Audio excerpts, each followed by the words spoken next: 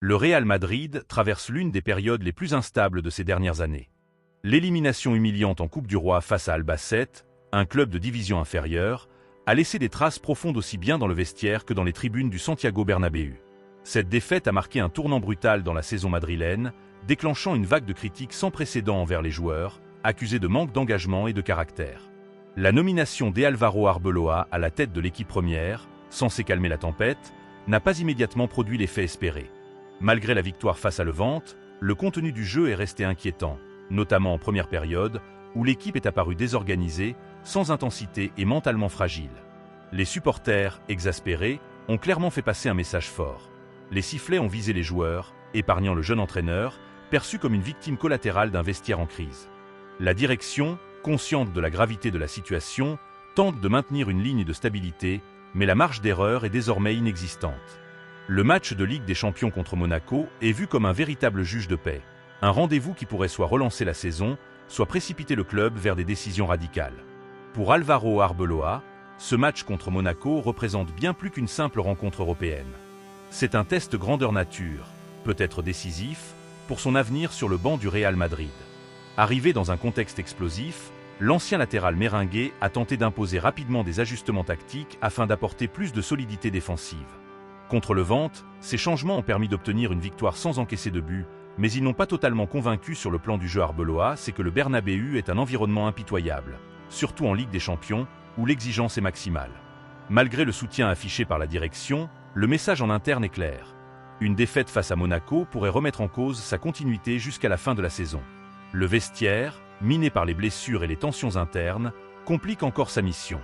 Arbeloa doit gérer des égos, restaurer la confiance collective et faire preuve d'audace dans ses choix, tout en sachant que chaque décision sera scrutée et jugée sans indulgence. Dans ce climat pesant, il avance sur un fil, conscient que la moindre erreur pourrait lui coûter très cher. Le retour de Kylian Mbappé constitue l'une des rares notes positives avant ce choc contre Monaco. Remis de sa blessure au genou gauche, l'attaquant français s'est entraîné normalement et devrait être titularisé. Meilleur buteur du Real Madrid cette saison, Mbappé porte une grande partie des espoirs offensifs de l'équipe. Pourtant, malgré ses statistiques impressionnantes, une partie des supporters commence à douter de son influence dans les matchs décisifs. Lors des principales défaites de la saison, le numéro 10 est apparu discret, incapable de faire basculer les rencontres. Cette perception alimente un débat de plus en plus présent autour de son ambition réelle. Certains estiment qu'il privilégie ses records personnels au détriment des objectifs collectifs. Le match face à Monaco, son ancien club, prend ainsi une dimension symbolique. Mbappé est attendu comme le leader offensif capable de guider le Real Madrid vers les huitièmes de finale de la Ligue des Champions. Plus qu'un simple but, les supporters réclament une prestation de patron, une démonstration de caractère dans un moment où le club en a désespérément besoin. Si Mbappé incarne l'espoir, Vinicius Junior représente aujourd'hui la plus grande inquiétude du Real Madrid. Le Brésilien traverse une période extrêmement délicate sur le plan mental. Lors du dernier match au Bernabéu, il a été sifflé dès l'échauffement jusqu'au coup de sifflet final, un épisode qui l'a profondément marqué.